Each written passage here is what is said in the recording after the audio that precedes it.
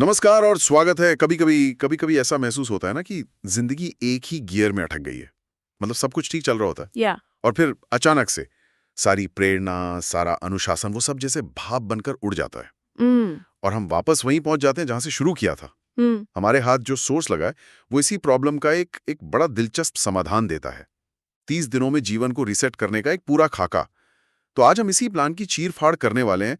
क्या ये सिर्फ अच्छी आदतों की एक और लिस्ट है या इसके पीछे कोई गहरा ढांचा है? और इस तरह के जो structured time based reset plan होते हैं वो लोगों को खींचते तो बहुत है। हाँ, बिल्कुल। जब कोई फंसा हुआ महसूस कर रहा हो तो 30 दिन का एक फ्रेमवर्क एक नई शुरुआत की उम्मीद जगाता है जो भारी भी नहीं लगता।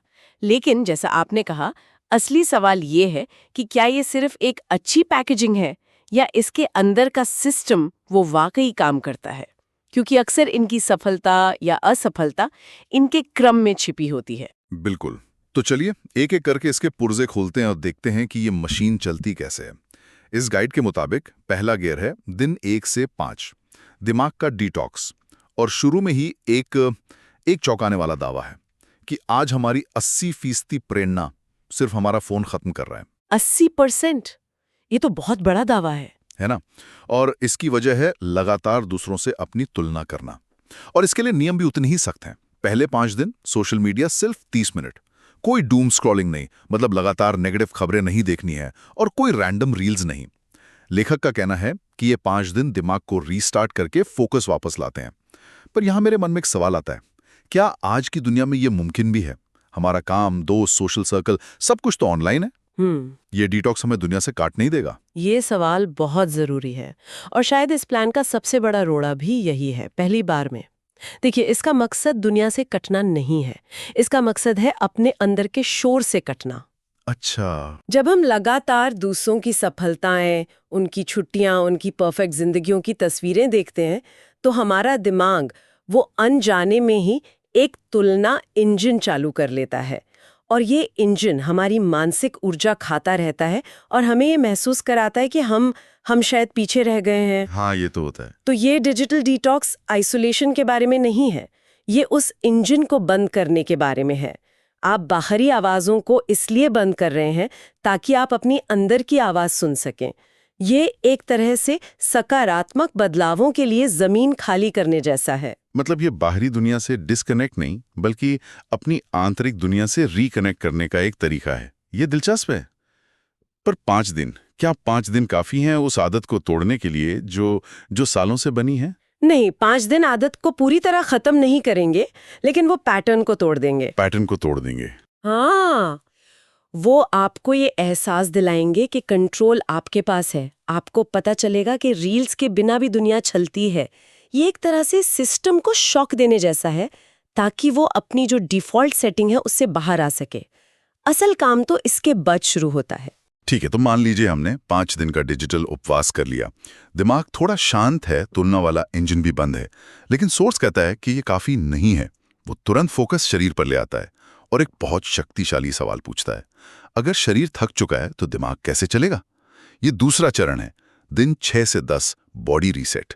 और ये कनेक्शन हम अक्सर नजरअंदाज कर देते हैं। हम सोचते हैं कि मानसिक समस्या है तो समाधान भी सिर्फ मानसिक ही होगा, पर हमारा दिमाग हमारे शरीर के अंदर ही तो रहता है। वो उसी फ्यूल पर चलता है जिस पर हमारा शरीर। सही बात है। और यहां भी लेखक किसी मुश्किल जिम रूटीन या फैंसी डाइट की बात नहीं कर रहा। सुझाव बहुत ही सरल हैं। सुबह सिर्फ 10 मिनट की सैर, रात को कम से कम 7 घंटे की नींद, हर खाने के साथ एक गिलास पानी, और पूरे हफ्ते में सिर्फ एक जंक फील। पर ये सब तो बहुत बेसिक बातें हैं, हम सबने कहीं ना कहीं सुनी है। इस प्लान में ये अलग कैसे हैं? इनका कॉन्टेक्स्ट अलग है, इनका संदर्भ। ये किसी वेट लॉस प्लान का हिस्सा नहीं है। ये मानसिक स्पष्टता के लिए एक नींव तैयार कर रहे हैं। अच्छा। ये सुबह सुबह सूरज की रोशनी लेने के बारे में है, जो आपकी सर्केडियन रिदम को सेट करती है, जिससे रात में नींद अच्छी आती है। ये आपके शरीर में कॉर्टिसोल जैसे स्ट्रेस हार्मोन को रेगुलेट करती है। 7 घंटे की नींद सिर्फ आराम नहीं है, ये वो समय है जब आपका दिमाग दिन भर में जमा हुए मेटाबॉलिक कचरे को साफ करता है। ये आदतें, ये आपके न्यूरोकेमिकल सिस्टम को स्थिर करने वाले खंभे हैं। बिना इन खंभों के आप जो भी नई मानसिक आदतें बनाने की कोशिश करेंगे, वो ढह जाएंगी। तो ये एक तरह से जमीन को उपजाऊ बनाने जैसा है, ताकि आगे जो बीज बोए जाएं वो उग सकें। समझ गया। ठीक है, जमीन तैयार हो गई। अब यहां से बात वाकई दिलचस्प हो जाती है। अगला चरण है दिन 11 से 15, हैबिट रीसेट। इस चरण में हमें 3 ऐसी आदतें चुनने के लिए कहा गया है जो हमारे जीवन को 10 गुना बेहतर बना सकती हैं, जैसे रोज 10 मिनट पढ़ना, ध्यान करना या कोई नई स्किल सीखना। और यहाँ पे जोर 3 और छोटी आदतों पर है। हाँ, अक्सर लोग नए साल पर 15 चीजें बदलने की कसम खाते हैं और एक हफ्ते में ही हार मान लेते हैं। हमारा दिमाग एक साथ इतने बदलावों को हैंडल नहीं कर सकता। 3 छोटी आदतें वो मैनेजेबल लगती हैं। इस प्लान में ये भी कहा गया है कि 15 दिन लगातार करने से एक हैबिट लूप बन जाता है। अब ये सुनने में तो बहुत अच्छा लगता है, पर क्या ये वाकई इतना सीधा है? क्या सिर्फ 15 दिन में कोई भी चीज आदत बन जाती है? मुझे थोड़ा शक है। आपका शक बिल्कुल जायज है। ये प्लान का वो हिस्सा है जहां लेखक शायद चीजों को थोड़ा ज्यादा सरल बना रहे हैं। देखिए, 15 दिन में हैबिट लूप का ढांचा बनना शुरू होता है। आदत ऑटोमेटिक नहीं बनती। अच्छा। कुछ स्टडीज तो कहती हैं कि किसी आदत को सच में ऑटोमेटिक बनने में 66 दिन या उससे भी ज्यादा लग सकते हैं। और असल चुनौती तो लूप के हिस्सों को पहचानने में होती है। हर आदत में 3 चीजें होती हैं। एक क्यू मतलब इशारा, एक रूटीन यानी आपका काम, और एक रिवॉर्ड, उससे मिलने वाली संतुष्टि। क्यू, रूटीन और रिवॉर्ड। ठीक है। वो मीठा खाने से बदलकर 10 मिनट पढ़ने का कर दे, लेकिन उसे पढ़ने से वो रिवॉर्ड, वो इमोशनल राहत नहीं मिली जो मीठे से मिलती थी। तो वो नई आदत कभी नहीं टिकेगी। एग्जैक्टली, वो वापस मीठे पर चला जाएगा। मतलब सिर्फ रूटीन बदलना काफी नहीं है, आपको एक ऐसा नया रूटीन ढूंढना होगा जो पुराने वाला रिवॉर्ड भी दे सके। ये तो काफी गहरा मनोविज्ञान है। बिल्कुल। सोर्स इस न्यूआंस पर, इस बारीकी पर विस्तार से बात नहीं करता, लेकिन ये जानना जरूरी है। शायद 10 मिनट पढ़ने की जगह 5 मिनट म्यूजिक सुनना ज्यादा कारगर हो। तो ये चरण सिर्फ आदतें चुनने का नहीं है, बल्कि अपने क्यू और रिवॉर्ड को समझने और उनके साथ एक्सपेरिमेंट करने का है। ये बहुत जरूरी बात है। और शायद इन्हीं आदतों को सही दिशा देने के लिए अगला चरण आता है, जिसे सोच ने सबसे शक्तिशाली चरण कहा है। यह है दिन 16 से 20, सेल्फ आइडेंटिटी रीसेट। इसके लिए लेखक हमें खुद से तीन बहुत जरूरी सवाल पूछने के लिए कहता है, जो कि इस पूरे प्लान की आत्मा है मेरे हिसाब से। पहला सवाल, मैं 1 साल बाद कैसा इंसान बनना चाहता हूँ। दूसरा, कौन सी आदतें मुझे रोक रही हैं। और तीसरा, कौन सी एक आदत मेरी जिंदगी बदल सकती है। सोर्स इस बात पर बहुत जोर देता है कि इन सवालों के जवाबों को लिखना जरूरी है। लेकिन सच कहूं तो ये सवाल सुनने में जितने सीधे लगते हैं, इनके जवाब देना उतना ही मुश्किल है। मैं 1 साल में कैसा इंसान बनना चाहता हूं, इसका ईमानदार जवाब कितनों के पास होता है? कई लोगों को तो पता ही नहीं होता कि उन्हें क्या बनना है। आपने बिल्कुल सही नस पकड़ी है, और यही इस चरण की सबसे बड़ी चुनौती और सबसे बड़ी ताकत है। सोर्स शायद इस मुश्किल को थोड़ा कम आंक रहा है। ये चरण सिर्फ लिखने के बारे में नहीं है, ये आत्म अन्वेषण यानी सेल्फ एक्सप्लोरेशन की एक प्रक्रिया शुरू करने के बारे में है। जरूरी नहीं कि आपका जवाब पहली बार में ही परफेक्ट हो। शायद आपका पहला जवाब होगा, मैं एक खुश इंसान बनना चाहता हूँ। ये बहुत अस्पष्ट है, लेकिन जब आप इसे लिखते हैं तो आप खुद से अगला सवाल पूछते हैं, मेरे लिए खुशी का मतलब क्या है? एक खुश इंसान दिन भर क्या करता है? अच्छा। लिखने की जो प्रक्रिया है वो विचारों को ठोस बनाती है और आपको गहराई में जाने पर मजबूर करती है। ये आपके दिमाग के लिए एक जीपीएस सेट करने जैसा है। बिना मंजिल के आप कितनी भी अच्छी आदतें बना लें, आप बस गोल गोल घूमते रहेंगे। और अब मैं देख सकता हूं कि ये पिछले स्टेप से कैसे जुड़ता है। बिल्कुल। जो 3 आदतें आपने पहले चुनी थीं, क्या वो आपको उस इंसान की तरफ ले जा रही हैं जिसके बारे में आपने अभी-अभी लिखा है? एग्जैक्टली। ये एक फीडबैक लूप है। शायद आपको एहसास हो कि आपने जो नई स्किल सीखने की आदत चुनी थी, वो आपके शांत और संतुष्ट इंसान बनने के लक्ष्य से मेल नहीं खाती।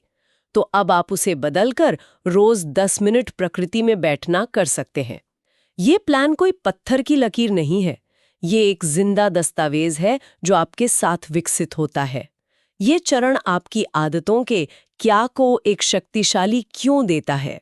वाह, क्या और क्यों दोनों साफ हो गए। तो अब आता है आखिरी और सबसे अहम हिस्सा, एक्शन। दिन 21 से 30 को सोर्स एक्शन रीसेट कहता है। यहाँ का सिद्धांत बहुत सरल है। हर दिन अपनी चुनी हुई दिशा में बस एक माइक्रो एक्शन या छोटा सा कदम उठाना है। अगर लेखक बनना है तो 1 पेज लिखें, फिट होना है तो बस एक वर्कआउट सेट करें। ये छोटी जीत का सिद्धांत है। बड़े लक्ष्य जैसे एक किताब लिखना वो अक्सर हमें डराकर टाल-मटोल करने पर मजबूर कर देते हैं। हाँ बिल्कुल। लेकिन एक पेज लिखना डरावना नहीं लगता, इसे करना आसान है। और हर बार जब आप ये छोटा काम पूरा करते हैं तो आपके दिमाग में डोपामाइन रिलीज होता है, जो आपको संतुष्टि और आगे बढ़ने की प्रेरणा देता है। ये छोटी छोटी जीतें मिलकर एक गति, एक मोमेंटम बनाती हैं। हाँ, ये शुरुआत के लिए तो बेहतरीन है, लेकिन इसमें खतरा भी है ना? कभी-कभी लोग माइक्रो एक्शन में इतने सहज हो जाते हैं कि वे कभी अगला बड़ा कदम उठाते ही नहीं। एक पेज रोज लिखना आदत बन जाता है, लेकिन किताब खत्म करना लक्ष्य पीछे छूट जाता है। तो इस मोमेंटम को बढ़ाया कैसे जाए? ये एक बहुत ही शानदार पॉइंट है और सोर्स इस पर सीधे तौर पर बात नहीं करता। यहाँ हमें जिम से एक कॉन्सेप्ट उधार लेना होगा, प्रोग्रेसिव ओवरलोड। Progressive overload. इसका मतलब है कि आपको धीरे धीरे वजन या मुश्किल बढ़ानी होती है ताकि आपकी मांसपेशियां विकसित हों। आदतों के साथ भी यही सच है। माइक्रो एक्शंस जड़ता को तोड़ने के लिए हैं, एक नया कंफर्ट जोन बनाने के लिए नहीं। तो एक हफ्ता अगर आपने रोज एक पेज लिखा तो अगले हफ्ते का लक्ष्य रोज 1.25 पेज या हफ्ते में एक बार 2 पेज लिखना हो सकता है। 5 मिनट का कोर्स देखा तो अगले हफ्ते 7 मिनट। मोमेंटम का मतलब ही है गति को बढ़ाना, सिर्फ बनाए रखना नहीं। ये छोटी सी बढ़त सुनिश्चित करती है कि आप आगे बढ़ रहे हैं, सिर्फ पहिया नहीं घुमा रहे। तो इन सब का क्या मतलब है? अगर हम इस पूरी 30 दिन की यात्रा को देखें तो ये सिर्फ कुछ टिप्स का कलेक्शन नहीं है। ये एक बहुत ही सोची समझी प्रक्रिया है। आप शोर को साफ करने यानी डिटॉक्स से शुरू करते हैं, फिर एक शारीरिक नींव बनाते हैं, उस पर नई आदतें स्थापित करते हैं, उन आदतों को एक दिशा देते हैं और फिर छोटे लगातार कदमों से इंजन चालू करते हैं। बिल्कुल। इस प्लान में कुछ भी क्रांतिकारी नहीं है, ये सारी बातें हमने कहीं ना कहीं सुनी है। इसकी जो प्रतिभा है वो इसके क्रम में है, इसकी सीक्वेंसिंग में। सीक्वेंसिंग में। हाँ, आप अपनी पहचान पर काम करने से पहले आदतें नहीं बना सकते और आदतें बनाने से पहले अपने शरीर और दिमाग को शांत करना जरूरी है। हर चरण पिछले चरण के लिए जमीन तैयार करता है। ये एक घर बनाने जैसा है। पहले आप पुरानी टूटी फूटी झोपड़ी को हटाकर जमीन साफ करते हैं, फिर नींव भरते हैं, फिर दीवारें खड़ी करते हैं, फिर घर का नक्शा फाइनल करते हैं और फिर हर दिन एक एक ईंट लगाकर उसे पूरा करते हैं। आप सीधे छत बनाने से शुरू नहीं कर सकते। सोस अपने अंतिम विचारों में कहता है कि जीवन को रीसेट करना मुश्किल नहीं है, मुश्किल है तो सिर्फ शुरू करना। और अगर कोई इस चर्चा को यहां तक सुन रहा है तो शायद उसने अनजाने में ही सही सोचने की शुरुआत तो कर ही दी है। और इसी शुरुआत के विचार पर मैं सुनने वालों के लिए एक अंतिम सवाल छोड़ना चाहूंगी। हमने नई आदतें जोड़ने और पुरानी आदतें हटाने की बात की, पर एक और एंगल है। क्या होगा अगर सबसे शक्तिशाली बदलाव कुछ करने से नहीं बल्कि कुछ होने से आए? मेरा मतलब है, मैं रोज 10 पेज पढ़ूंगा, ये एक एक्शन है, लेकिन मैं एक रीडर हूं, ये एक पहचान है, एक आइडेंटिटी है। तो सवाल ये है, आपकी कौन सी एक पहचान है जिसे अपनाने से बाकी सारी सही आदतें और एक्शन अपने आप उसकी तरफ खिंचे चले आएंगे?